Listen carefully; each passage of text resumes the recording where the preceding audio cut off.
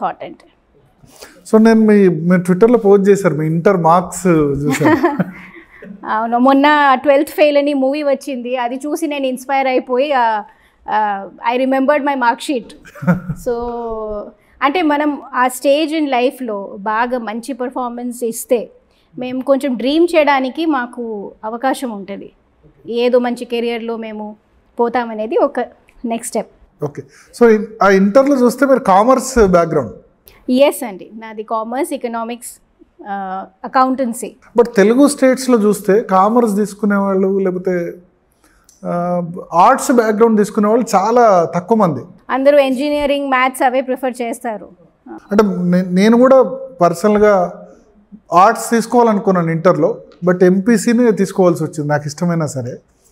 So అంటే ఇక్కడ అయితే ఇంజనీర్ కావాలి లేకపోతే డాక్టర్ కావాలి, ఇంకా వేరే ప్రొఫెషన్స్ ఏమీ లేనట్టు ఉన్నాయి. సో ఇప్పుడు 10th కంప్లీట్ అయిన వాళ్ళకి లేకపోతే కంప్లీట్ చేయబోతున్న వాళ్ళకి అంటే పేరెంట్స్కి స్టూడెంట్స్కి మీరు ఇచ్చే సలహా ఏంటి?